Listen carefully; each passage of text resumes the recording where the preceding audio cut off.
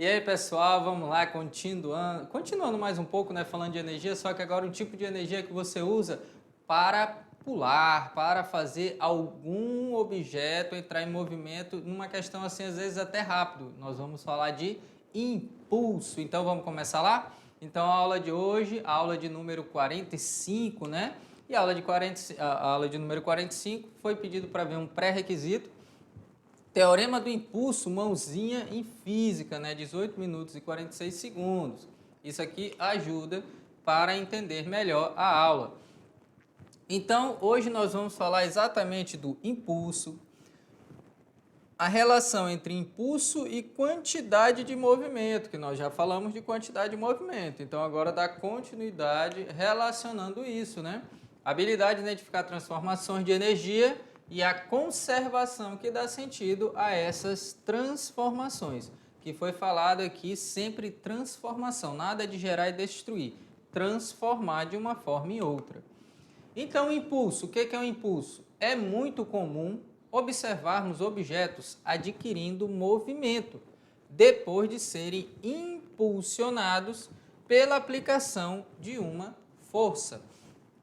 Então, pessoal, toda vez que você pensa um objeto entrou em movimento, para que ele entre em movimento depende muito da força que vai ser imprimida ali, né? Você vai imprimir, você vai empurrar e vai jogar um objeto. Ou, por exemplo, quem já brincou, né, já pegou, já usou estilingue, que o pessoal fala, eu falo muito baladeira, né, que é a questão lá do Amazonas. Você puxa o estilingue ali e solta. Naquele momento ali está tendo um impulso. Então vai ser impulsionado. Você vai correr para pular sobre um córrego. Você vai correr, vai dar aquela baixada um pouco e saltar. Então, naquele momento do salto, é falado que é um impulso. Então, o impulso é uma força impressa em um determinado tempo. Só que não vai ser para sempre, vai ser um tempo curto ali. Então, fez aquele impulso, pronto, né? Até nos filmes aí você vê aqueles Vingadores e tudo mais, sempre tem aqueles caras que pulam muito alto. Então, o impulso deles teria que ser muita força impressa para que eles conseguissem, né, sair daquela região. Até hoje eles tentam fazer mais realista, que quebra o chão, porque se você imprimir muita força, vai afundar ali, vai quebrar onde você estiver. Então, o impulso é isso, é usar a força em um curto período de tempo para pular, para ir para frente, para fazer de alguma forma mover um corpo de um lugar para o outro, certo? Então, continuando. Então, mostrando aí, ó, o que é o impulso. Só que aí a Mônica exagerou, né? Sempre pronta a ajudar os amigos. Como ela tem muita força, jogou o cascão e foi embora lá, ó. Então, aí ela usou o quê? Muita força e então o impulso foi muito grande. Ginasta saltando. Então, o que acontece? Ela tem um momento que ela impulsiona, ela pula. Então, o pular dela é naquele momento que ela sai do chão. Então, é só quando ela sai do chão, parou a força. É só quando tem contato entre os pés dela e essa superfície aqui, ó. Enquanto tem esse toque, aí a força está sendo exercida. Uma bola ao ser chutada, também, o que acontece? No momento do choque da bola com o pé, é o momento que você vai impulsionar. Então, o que acontece? Gente, quando você está jogando bola, que você vai chutar a bola, o que acontece? Você vem, você faz o movimento, né, e chuta. Então, quando você acerta a bola, vai ter ali o contato, vai ter a força, a bola vai se deformar, né, que tem uma constante elástica, e depois ela vai ser impulsionada para frente. É o que freia a sua perna. Gente, nós já falamos aqui, quando você erra o chute, um jogador erra o chute, o que acontece? Uma das situações que já aconteceu comigo, né, brincando de bola, que eu nunca joguei, brincava, chutei, a outra perna levantou, caí de costa, porque você vai com tanta força que não tem nada para frear a sua perna. Então você impulsiona a sua perna para cima e acaba caindo. Ou, em algumas situações, o que acontece? O jogador tem uma lesão muito feia, acaba machucando muito sério ali a perna, certo? Então, vamos para frente. Outro exemplo muito legal que vocês já viram em filme com certeza é o porta-aviões. Decolagem em um porta-aviões, o que acontece? Se ele não tiver esse impulso, ele não vai conseguir decolar. Observem aqui, ó, que tem um cabo segurando este avião. Para quê? É duas situações, tanto para pousar, aqui no caso, né? E quando ele vai acelerar para sair de cima da plataforma, ele fica travado, ele adquire muita força. Então, olha só, pessoal, se ele simplesmente fosse sair, ele não conseguiria içar voo. Por quê? Ele estaria numa velocidade muito pequena. Então, o que acontece? Se o avião está aqui, ele está tentando sair, certo? Ele vai impulsionar muito quando ele estiver numa determinada força. Ele vai fazer o que? Aquela plataforma vai liberar e ele vai conseguir, porque ele tem que ter o mínimo de força para conseguir içar voo. Senão, o que acontece? Ele cai. Ele tem que adquirir aquela determinada força em um determinado tempo. Depois dali, é no ar e ele consegue içar voo e ir embora, certo? E para pousar, ele também tem que ter o auxílio de uma força. Não é do atrito somente, tá? Ele pousa, tem um gancho que pega ali nele. E o que acontece também, se eu não me engano, uma corda que vai segurando ele. Para quê? Para que ele não passe direto, porque o porta-aviões não é tão grande, né? Vocês já viram que aeroportos aí são imensos. Vamos continuar lá. Então, sempre prestar atenção nisso, tá? A força que é impressa naquele momento. Quem nunca andou com cachorro na rua, né? Só que aí, cachorro que não é treinado, o que ele faz? Ele força demais a coleira e ele tenta puxar o dono. Tem umas formas de educar o cachorro que ele não vai fazer isso, mas cachorro que ali fica muito tempo preso, ele quer andar, ele quer correr, então ele vai sair puxando, então ele vai ter um impulso. Vocês podem ver aqui, ó, que ele está forçando a patinha aqui, ó, para ir para frente. Então o dono vai ter que segurar também ele para que ele não saia de uma vez. Para haver impulso, olha só, para que haja, tá? Para que haja impulso, é necessário que uma força atue sobre um corpo durante certo intervalo de tempo. Então, o que acontece? A letra I de impulso, a letra F de força aplicada, que vocês já sabem, né? Aplicada é você exercer força, ou o corpo lá. Delta T, eu já falei para vocês, ó. Isso aqui, ó, o nome desse símbolo é variação. Ele é variação. O que acontece? A variação do tempo, sempre que ocorrer delta T, delta F, delta alguma coisa. Então, pessoal, olha só, toda vez que aparece delta, significa variar. O que é variar? Você está num ponto final menos um ponto inicial. O tempo não é instantâneo. Você leva um tempo para impulsionar, mesmo que seja pequeno, você leva um tempo. Se eu aplico força, é uma variação de força. Eu exerço pouca força e depois mais força. Então, vai ser a força final menos a inicial. Delta V, é variação de velocidade. Delta T, a maiúsculo, né, que nós vamos ver no segundo ano, é variação de temperatura. Então, sempre que aparecer o delta é o final menos o inicial. Vamos lá? Então, toda vez que você vê esse símbolo delta, significa que você vai fazer o seguinte: tempo final, ou tempo 2, menos tempo inicial. Isso aqui é igual ao quê? A variação do tempo. Então, para que vocês entendam bem o que significa esse delta aqui. Certo? Uma equação simples, né? Força e variação de tempo. Aqui não tem nada de tão difícil. No sistema internacional, a unidade de impulso é o newtons por segundo. Por quê? Força é dado em newtons, né? E tempo é dado em segundos. Então, se não tiver, o que eu vou fazer? Transformar. Ah, professor, mas Newton, o que é Newton? Newton é, primeiro, Newton é força, né? É massa vezes aceleração. Isso significa o quê? Quilograma, metros por segundo ao quadrado. Então, se não tiver nessa unidade, vai ter que transformar tudo. Então, pessoal, olha só o que eu estou mostrando para vocês. Sempre prestar atenção na unidade, porque você entende o que você está fazendo. O que é força? Força é um objeto, todo objeto tem massa. certo? Se você empurra ele, ele vai adquirir aceleração. O que é aceleração? É velocidade em um tempo, aumenta a velocidade, certo? Metros por segundo e tempo segundo. Então, metros por segundo ao quadrado. Quilograma, metros e segundo. Sempre nessas unidades. Não tá? Transforme, certo? Vamos lá então. Então aí estou mostrando de onde aparecem todos esses valores, né? Certo? Vamos lá. Impulso. Olha lá. O impulso, isso aqui é importante. Isso aqui, ó, é vetor. Por quê? Analisem bem que aqui tem uma ponta desse vetor, certo? O que que isso significa?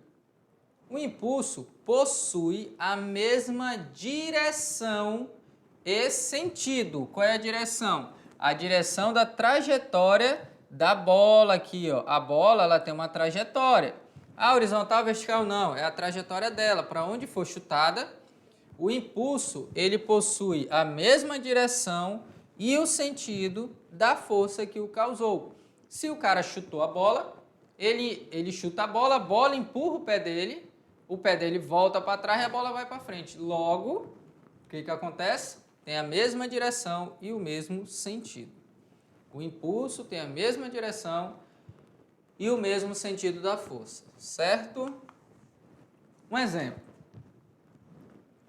Em um clássico de futebol de várzea, que é o time do professor Décio, um jogador do Pernas de Pau Futebol Clube dá um chute em uma bola, só deixa eu apagar isso aqui, dá um chute em uma bola, aplicando-lhe uma força de intensidade 700 newtons.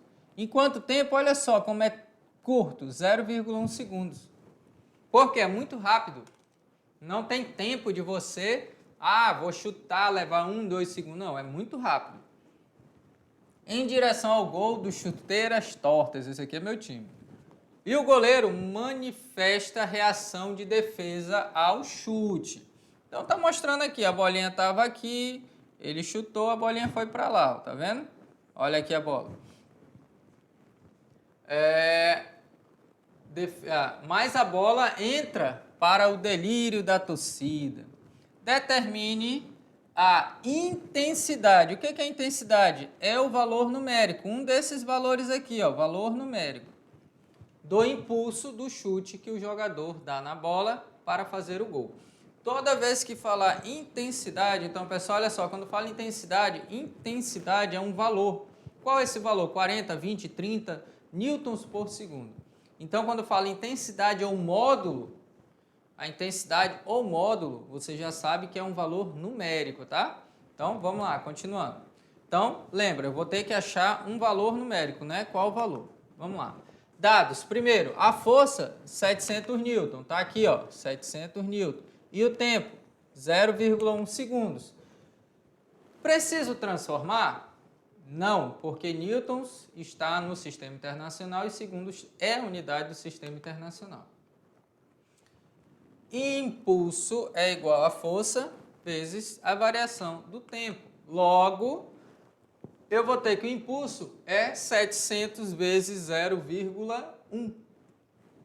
Se você pensar, gente, só para mostrar uma coisa aqui, ó, 700 vezes 0,1 é a mesma coisa que 1 dividido para 10. Por quê? Eu pego 1 e volto uma vírgula. Então, dá 0,1. Então, só eu fazer isso aqui, ó, 700 dividido para 1 dividido para 10, que é 0,1, é 1 décimo, se você contar, é 1 décimo. 1 dividido para 10. Se fosse outro valor, por exemplo, 0,01, eu já sei que isso aqui é igual a 1 dividido para 100. E assim por diante, fica mais fácil de resolver. Então, quando eu olho esse número de fração, eu já resolvo dessa forma. Porque, ó, se você fizer essa multiplicação, na realidade, é a mesma coisa que dividir por 10. Se fosse 0,01, dividir por 100. Então, 70 newtons por segundo. Bem tranquilo, bem fácil de fazer. Aí você pensa, o professor faz porque ele sabe, porque ele é inteligente. Gente, eu não sou inteligente da forma que as pessoas pensam que vem do nada. A inteligência, às vezes, é um esforço muito grande de aprender. Então, você aprende técnicas resolvendo exercício. Então, uma delas é isso, é você ver 0,1 e saber que é 1 dividido para 10. Então, você pega qualquer número que está multiplicando 0,1 e divide para 10. 0,01 divide para 100. É muito mais rápido, mas como você aprende isso fazendo a calculadora, olhando no celular a resposta, pesquisando a resposta, perdendo tempo? Não. O importante é o aprendizado. Entendam isso, o importante é fazer. Ah, professor, mas eu tento e os outros conseguem colando. Não importa, faça, repita. Até você visualizar aquilo, vai fixar, você vai aprender e levar para o resto da vida. É treinar. Essas questões de matemática é treino, tá? E lembrando que isso é matemática. Nós fizemos a questão aqui da revisão, mas isso é obrigação de vocês sempre estar repetindo para se dar bem. Quem quer engenharia, medicina, qualquer área da saúde também faz muita conta. Você tem que fazer ali umas porcentagens, saber o que fazer. Então, certo? Raciocínio lógico. Vamos continuar lá. Então, aqui uma conta bem simples, né? E uma equação muito fácil, né? Se você pensar, aquele triângulozinho também serve aqui, ó. Olha lá. Nem precisa desse triângulo, na verdade, né? Quem está na frente vem para cima. E quem está embaixo multiplicando, vem para cá, ó. Se eu quero I, eu vou multiplicar F vezes T. Se eu quero F, eu cubro F. O que acontece? Fica I sobre ΔT. Se eu quero ΔT, por exemplo, eu vou marcar aqui, ó. Se eu quero ΔT, eu vou dividir I por F. Então, sempre usar esse triângulozinho para qualquer conta que tenha um valor igual a multiplicação. Dá certíssimo aí. Bom, o impulso também pode ser encontrado através de representações gráficas. Olha só, o impulso também pode ser encontrado através de representações gráficas. O que isso significa? Pelo amor de Deus, né?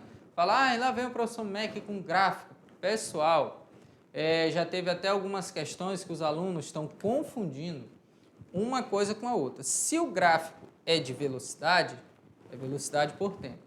Se o gráfico é de aceleração por tempo. Se o gráfico é de força, você tem que analisar o que é força. Ah, se é de distância pelo tempo, olha lá, o que é um gráfico? 10, 20, 30, 40, 50 metros. Tempo, 1, 2, 3, 10 segundos. Então, cada gráfico você tem que olhar o que está representando. Vocês vão ver que nessa do gráfico é muito fácil de fazer. Vamos lá? Então, a representação gráfica, olha só como é que fica.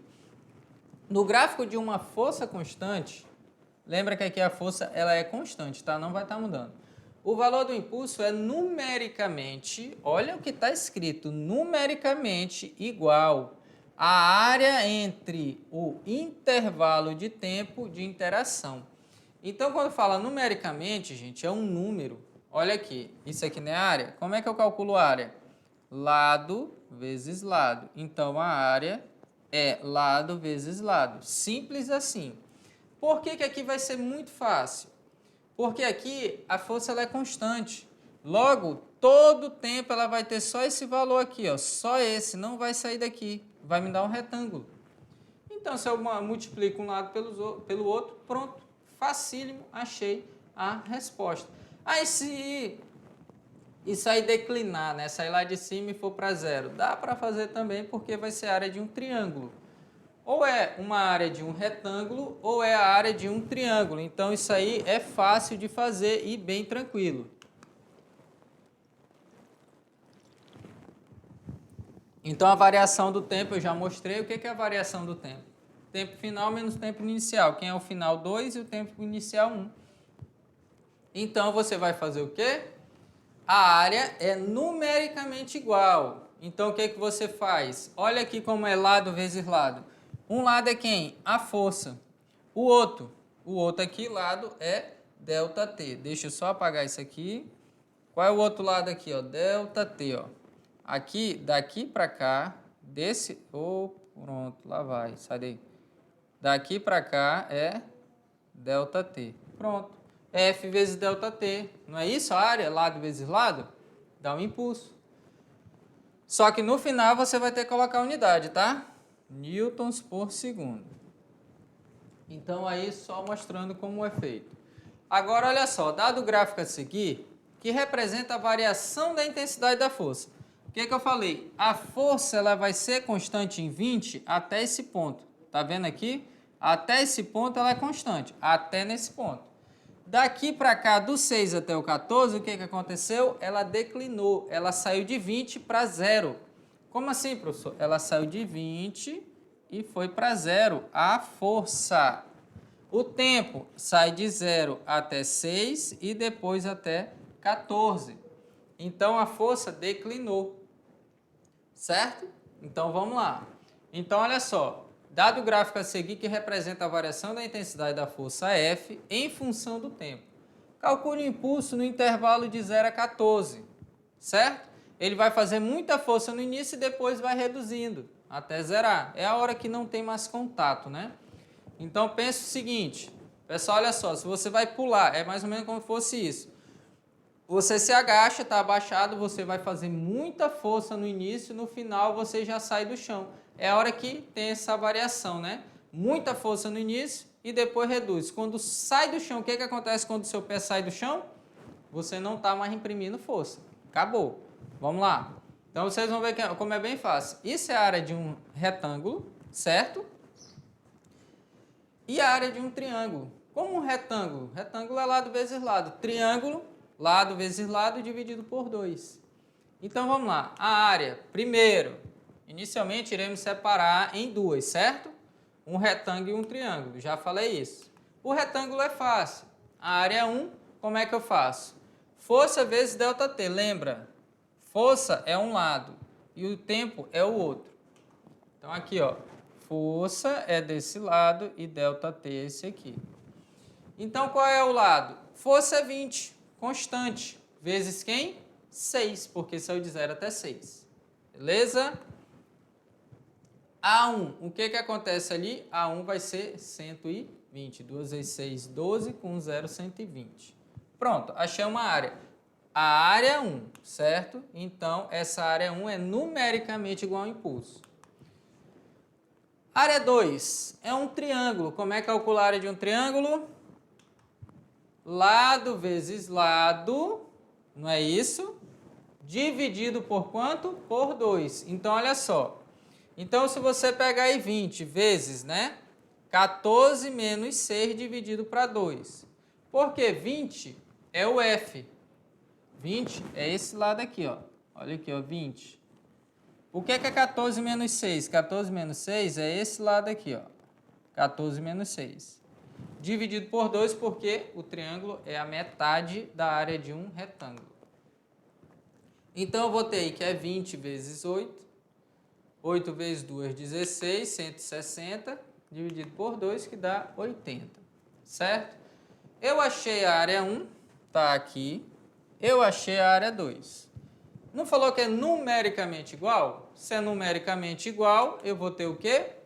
A área é igual a 1 mais a 2. Então, a área é 120 mais 80, que vai me dar 200, certo? Só que o impulso tem unidade. O impulso é 200 newtons por segundo. Então, fica aí para vocês anotarem direitinho.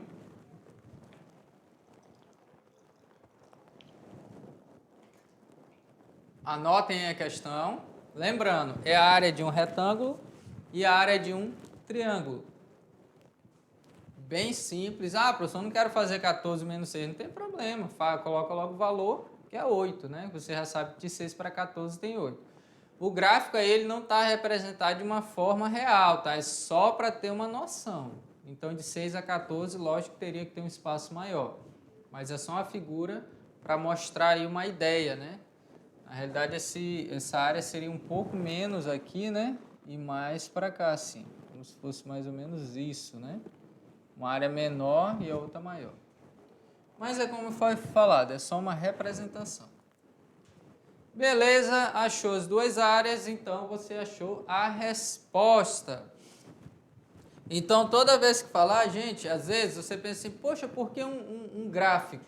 Se você tem lado vezes lado, um número vezes outro, você pode representar em um gráfico. E quando tem algo constante é mais fácil ainda. Por quê? Porque quando é constante, você pode simplesmente pegar aquele valor e multiplicar pelo outro que você tem. Então, quem está mudando geralmente é o tempo. Nos exercícios que não usar gráfico, geralmente vai ser constante. Ele vai te dar o valor da força e vai te dar o valor do tempo. Aí você calcula, certo? Então, continuando, vamos lá. Então, tá aí, ó, bem direto, numericamente igual, tá? Na resposta final tem que ter unidade.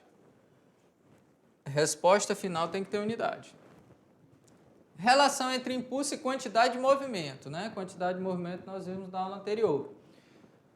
Do mesmo modo que o trabalho modifica a energia mecânica ou que a força altera a velocidade, o impulso é responsável pela variação da quantidade de movimento.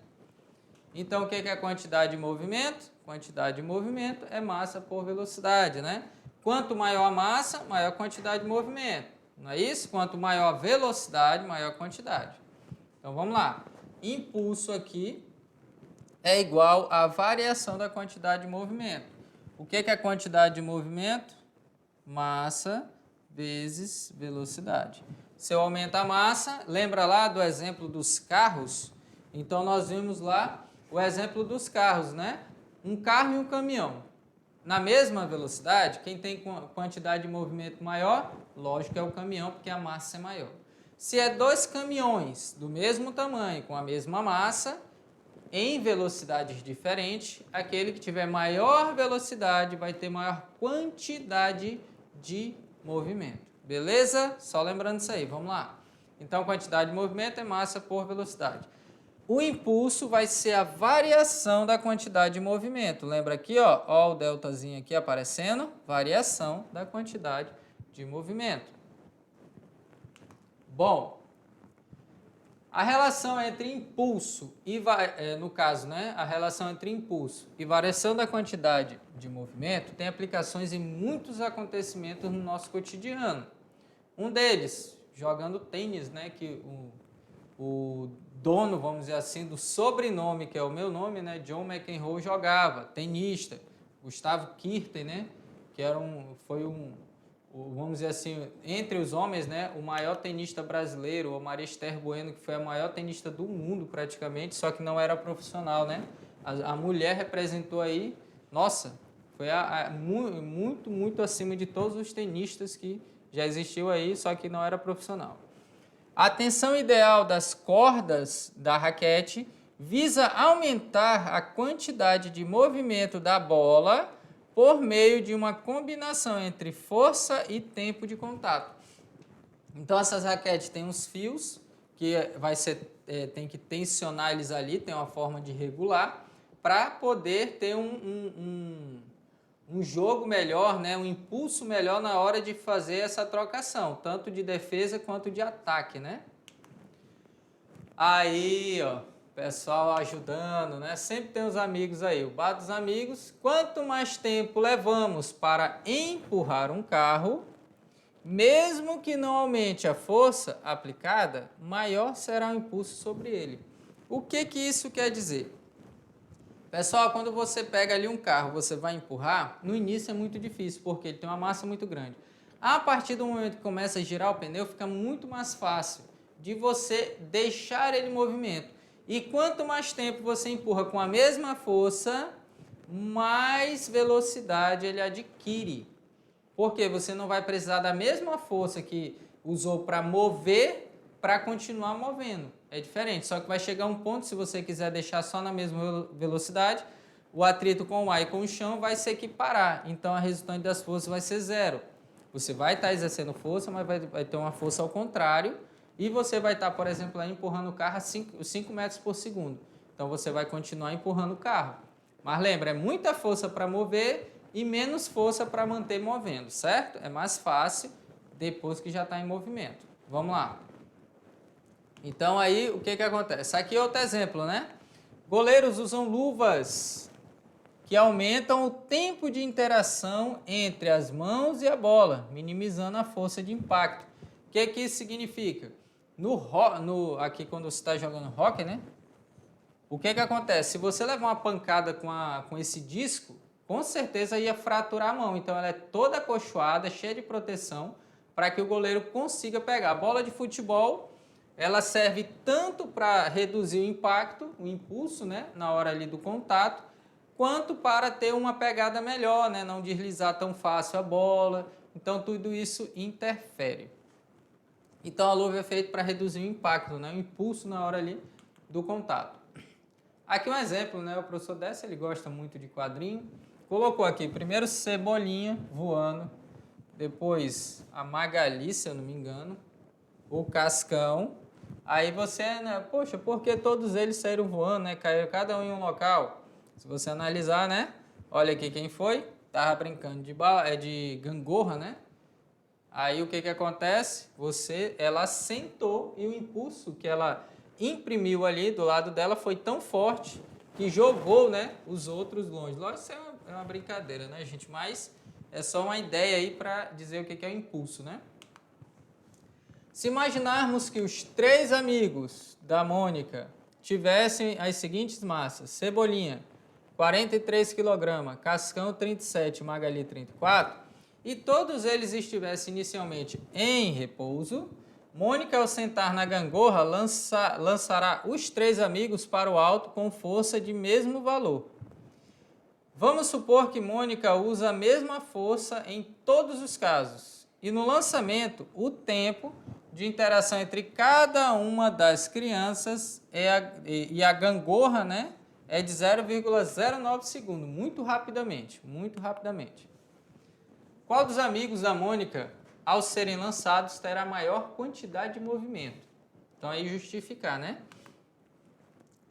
O impulso é determinado pelo tempo de interação da força aplicada em todos os casos, certo? Não houve mudança no caso dessas 2 grandezas físicas. Portanto, a quantidade de movimento de cada criança será a mesma. Certo? Primeiro, a letra B. Se a Mônica pudesse imprimir a gangorra uma força de valor equivalente a 2.000 newtons, calcule a velocidade que cada criança iria adquirir. Agora falando de velocidade, né? Vamos lá. Variação de quantidade de movimento é igual a impulso, não é isso? Então, variação é o quê? Quantidade de movimento final menos inicial e impulso é força pelo tempo. Como no início as crianças estão em repouso, a quantidade de movimento é 0, inicial é 0. Lógico, está parado, não tem movimento nenhum. Então, ali, QF menos 0. QF é igual a 200, que é a força, pelo tempo, não é? 0,09. Então, a quantidade de movimento final seria igual a 180 kg/m por segundo ao quadrado. A quantidade de movimento que ela iria imprimir, tá? Ela vai imprimir. Quantidade de movimento é massa por velocidade, não é isso? Opa, então se eu quero a velocidade, lembra do triângulo? Se eu quero velocidade, é Q dividido por M. Então, quantidade de movimento final, 4.180 kg/m por segundo. A Magali tem 34 kg. Então, aqui, só mostrando, né? Voltando na primeira e aqui os dados. A Magali, você vai ter o quê?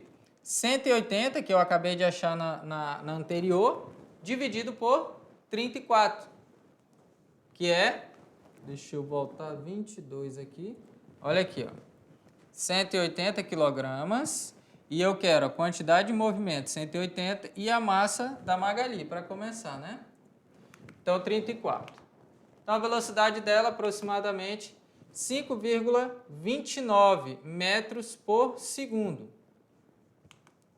Então, se eu quero em quilômetros por hora, lembra, ó, eu tenho que multiplicar por 3,6, eu vou ter aproximadamente 19 km por hora.